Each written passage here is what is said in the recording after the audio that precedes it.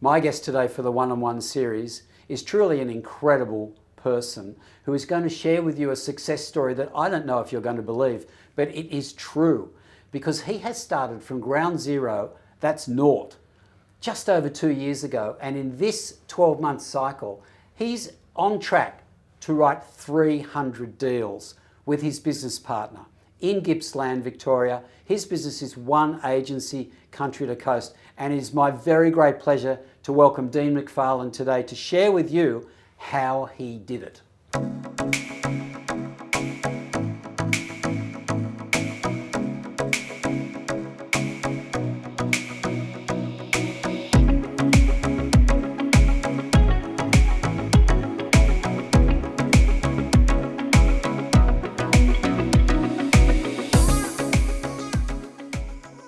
Now, we are amazed by what you've created in a very short amount of time. Tell us a little bit about why you set your business up and where it is. Yeah, well, I suppose I've got about 13 years worth of experience in the industry, and was getting a bit stale and not super happy with the environment I was in, and I guess along with Anthony, my business partner, we thought there was a better way to do business and a better way to run a real estate business. You're working for someone else at that stage? Yeah. So I worked within a franchise for for quite a period of time. So I only worked within one company for about just under 10 years. Wow. Yeah, so worked within the one, started from scratch with no real estate experience prior to that. So learned a lot, and did learn a lot from that experience. But then at the end of the day, just felt like I was a number within the business, and expected to do all the hard work, put all the time, effort, energy in, and probably not rewarded for that amount of work you put into daily real estate sales. Building someone else's business. Yeah, absolutely. So what was the trigger for you in making the decision with Anthony to open your own business? And was there a particular timing or? Yeah, I guess I became disengaged with my previous employment for various reasons. I guess there was a few reasons, and there was a point where I just felt like I couldn't go in there and give my best, and I don't think they were getting the best out of their agents, and I was going down a bit of a path that wasn't great. I was not fully engaged within the business, so I knew I had to step away because I wasn't servicing my clients as well as I should be, based on the pushback from the business. So so there was a point there where I actually I quit. I quit prior to fully committing to one agency, and had a bit of a break. Reality was I wasn't sure if it was the industry I was over or just the place of employment. Oh yeah, that's a good point. So it was. Probably took me 6 weeks of soul searching and trying to figure out what I wanted to do next. And then came to realisation, you know what, I actually love the job. I love dealing with people. Yes. I just needed a new environment to do that. And hence, I suppose long story short, one agency, Country to Coast, was born. Yeah. Right. So you were working with Anthony at this time? Yeah. So I've only ever worked in real estate with Anthony. So I won't go into the details. So it was a natural... Yeah, absolutely. Natural thing to do something together. Yeah, 100%. And I think you've raised a very important point.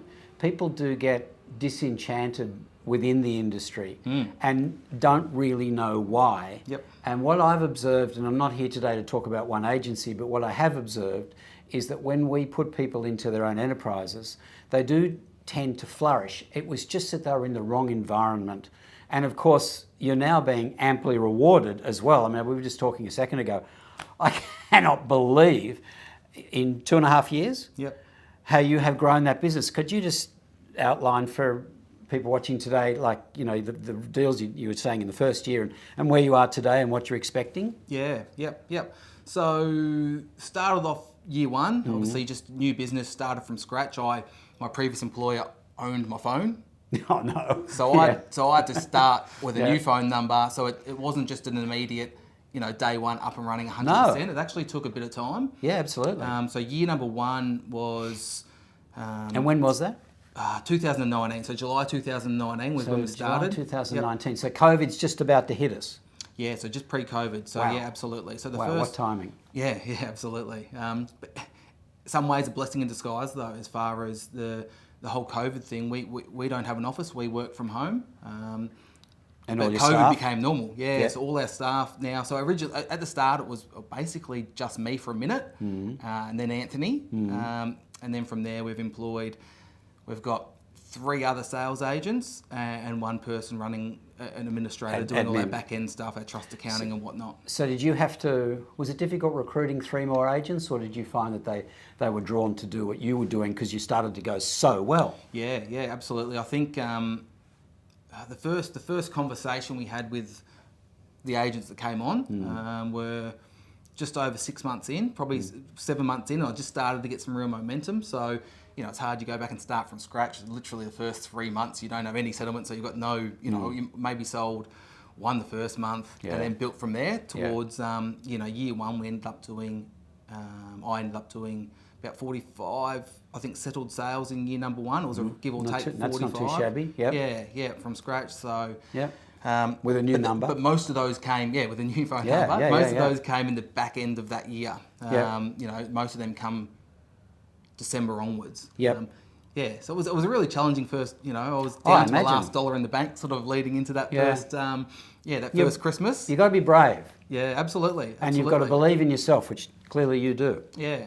And then we came out the other side, and so year number 1, 45, year number 2, so 2020, 21.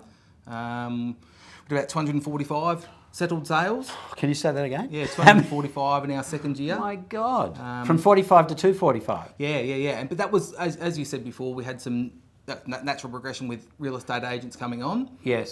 So we put on, towards the end of the first year, we put our first agent on.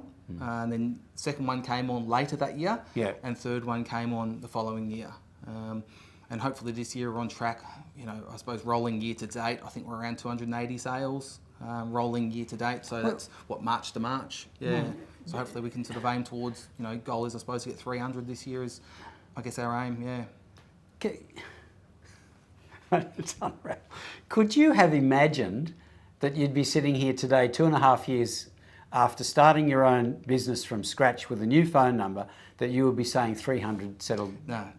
Is it incredible to you? We look back at our forecasting, our budget for how many sales we thought we'd do, moving forward. Yeah. I think the first year the plan was to do, I think it was 20 was the number we had on our, and that's what we budgeted for, was 20. Yeah. And year 2, I think it was around, that was Anthony and myself between us. That was 20 each, we sort of thought. Yeah. And then year 2, I think it was about, we thought we had maybe 72 was the aim, 36, maybe 3 a month was the aim. Right. So we did a few more than that now in our second year. Okay, so knowing what you know today, I mean, then you were guessing, and everyone, when they're preparing to go into their own business, they, you expect the best but prepare for the worst, just in case, no one knows. Yeah. And so what sort of planning, I don't know what you can say, when you know what you know today, what's the next 1 to 3 years look like? Yeah. Do you have a plan for that? Oh, 100%. So we've grown originally we were, I guess, more based in the Ball Boy area. So that's the Warragul, Drouin and surrounds area. That's sort of where our networks are, and that's where the majority of our business is. Yeah. But Anthony lives on Phillip Island in Cape Woolamai. So, right. So our growth within the business is, we've got 3 agents, and all those 3 agents are in the Ball Boy area. Yes. And Anthony does a bit of work, and he's starting to build a bit of momentum over on the island, Phillip Island. Yes. And the aim is, I guess, to get a few agents down there, and realistically, we think, I guess 1 to 3 years, hopefully we're pushing up towards that sort of 400 to 500 mark is sort of our settled sales. It's our next sort of, we've got to find the right agents to come on board. And we've been blessed, and you asked that question before about finding agents to come on board. It's been organic. We haven't chased, we haven't gone out trying to find agents. They all came to us. They're all local people that knew us from within the industry, and we've known them from outside of work as well. Like they were all, one was actually a school teacher at my school when many years ago. All right. One owned the bike shop in Warragul for 20 years. All 3 of them would have. So John hasn't been with us as long, but the first 2 come on. They would have their most successful years in real estate within our team and within our brand. Absolutely, and that's volume wise, that's dollars, that's everything. In every way. Yeah. And they're probably happy as well. Absolute flexibility to work, how they want, when they want, from home. We don't bring them into, weekly sales meetings where you sit there for 2 hours yawning, and we interact with them as much as they need. So one of them, we don't deal with them specifically X amount of times per week. But they're all different. We just work with, if somebody needs more communication, we communicate more with them, and if somebody doesn't need it, we just let them be. So you don't make them fit into your groove. You identify and you acknowledge where their strengths are, 100%. And with some you just let them go. Don't mess around with them. They know what they're doing. They're happy. Let them go. Another person needs a bit more support or connection with you guys or whatever. And what's interesting, Dean, is you've used the words "we're blessed," "we're lucky," and you're being very modest, because what you've really done is you've created a culture where and you've used the word nurturing and empowering people, and that's what you've done, and that's why people are drawn to working with you and for you. And the success that you're enjoying now is because of that. It's no accident, and I compliment you and Anthony for that. And I can see from what you've said that there's no doubt in my mind you're going to go forward and you're going to grow a stronger and a stronger business. Were you going to do rentals at any stage? Not at this stage. No, all right. No, that's a fair. No, that's, look, if you. It's something we did look at and considered at the start. And actually, to be honest, when we started, I thought, at some point we'll do rentals. But the way we've structured it is we just don't want. We don't have a distraction. Look, a lot of a rental department. No, I understand. It's a challenge, a rental department, and we look at it. Yes, we're not building an asset necessarily at the moment. Yeah, but we'd rather if we can focus that energy on making an extra couple of sales a month. Yeah. As long as you're investing that money, you're still coming out right at the other end. Look, you're right, and you're young, so you've still got time to do that later should you decide. And often people that come to one agency do it after about 3 or 4 years, maybe 5 years, because they do exactly what you're doing. They focus on the income-producing activities of sales, building your presence in the marketplace, and then after a period of time, I've had members say, I can't push away another management. I just can't do it. It's, giving away business. And also for your clients, you can provide a complete service as well. But look, all in due course, you're going so well. I fully support you in not distracting yourself at this time. But my gosh, I'm so impressed by what you've created. Not everyone does that, but you've had a go and you're being rewarded for that. Yeah, absolutely. You're right. Like I do say we're lucky and we are blessed and we've got a really good team, but we have set up a culture that allows them to thrive. I do understand why they come on, they enjoy it, and they're producing excellent results because they are able to work at their in their element, how they want to produce. They can do as many hours. They can do what they want. We just look after we still look after a bit of branding and a bit of compliance work from on the back end. That's what we do offer them. Yes. But as far as networking goes and sales goes, they bring it all themselves. They are on their own 2 feet in that regards. So you've got staff that are already well established in the marketplace. Yep. Don't need nurturing as far as they don't need to be given leads. They don't need to be. They've got their own network, own leads. I get that. Yeah. But still, you need to promote your business in the marketplace. Yeah. And how do you do that? We don't do a great deal. We do social media. So again, we're a really streamlined business. I say streamline's good. It's not what you make. It's what you keep that counts. It's actually something that. Did you listen to me? Yeah. But it's something that really, from day one. It's so true, isn't it? Yeah. 100%. And we've got a really streamlined business. We don't like wasting money. We don't like throwing money away. Over 90% of our business would be referral repeat business. Yes. So that's the majority of our business. Wow. And that's only after 2.5 years. Imagine, ladies and gentlemen, what it's going to be like in 5 years from now, what's going to be happening with referral and repeat business. Yeah, absolutely. My God. Yeah, but we've all been in the industry a long time though. So we've all got, we're all known for what we do within the industry. So so it's all about, for us, so social media is the big one because it's cost effective. And it's the way of today. So we don't have an office, obviously. We all just work from home, run from home. Yep. Yeah, we do a little bit of branding stuff. Like we do a bit of sponsorship of a couple of local groups we're involved in. So Yep. I'm a big believer in sponsorship's only effective if you're involved in that community. Yep. So I sponsor my old footy club because I'm still involved in the footy Yep. club. So I Yep. still go out. I still You coach catch up little with ones, them. do you? No, I don't coach anyone. I don't have time to do that. It's selling real estate. Not on the But, weekends anyway. That's right. But yeah, still involved with the footy club and got a lot of mates there that I still, have I still socialise with. So, Yeah. we do give back to places like that, but we don't just throw money away left, right, and centre. Right. It's targeted spending. Yeah, but great. social media, it's so cost effective. We do, next to no cost. We do Yeah. the odd sponsored ad every now and again, but So everything you do is cost effective. yeah, yep. See, there's a famous coach on social media in the last 24 hours talking about $1 million earners that have no money and explaining why.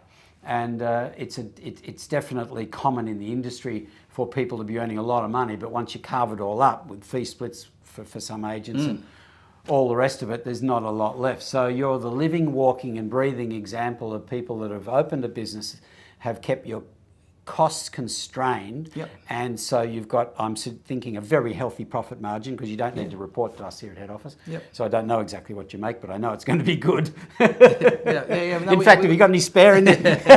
It's that's like a streamline. We run it is a profitable business. There's no doubt about That's it. what it, look, a profitable business is a sustainable business. Yeah. Because, look, COVID came along, but in this particular instance, it helped you because there's a lot of people moving to regional areas. Yep. Fantastic. But something may happen where it's an interest rate spike or whatever, I don't know.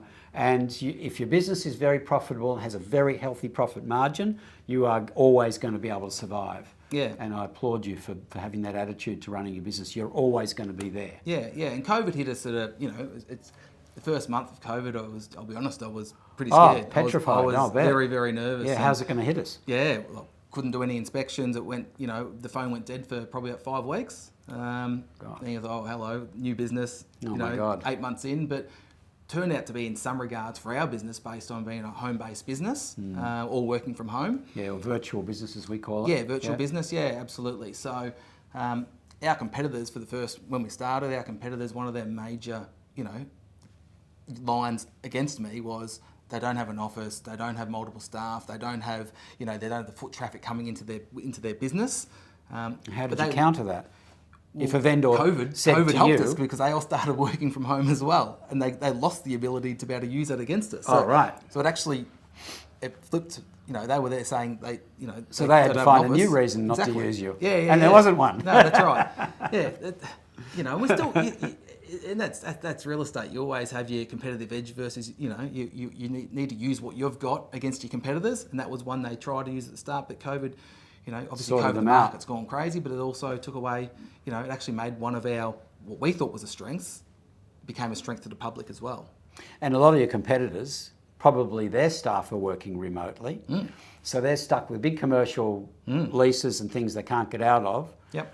What a shame. Yeah, exactly. Yeah, no, 100%. So, yeah, it's been challenging in some regards, a couple of years with COVID, but also, it's been a very rewarding couple of years as well. Besides the little lockdowns here and there, which makes it challenging, but Sure. always means that quiet month, the next one's always followed by a bumper month because you're doing last month's work as well as this month's work. It's what happens overall that counts. So I would say though, if you're an established agent, take the punt, have a go, because the business will follow you. Because that was my biggest trepidation at the start. Will the business follow?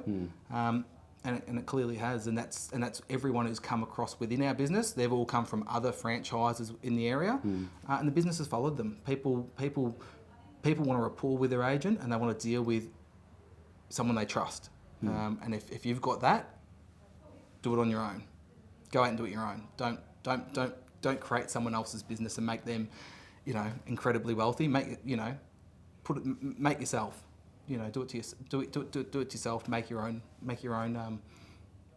don't know what right word is there, but we'll get there eventually. I think I know what you I've mean. waffled I a think bit. everyone else knows as well. Dean, congratulations on all your success and all the very best for the future. Beautiful. Thank you very much. No, absolute pleasure. Thank you.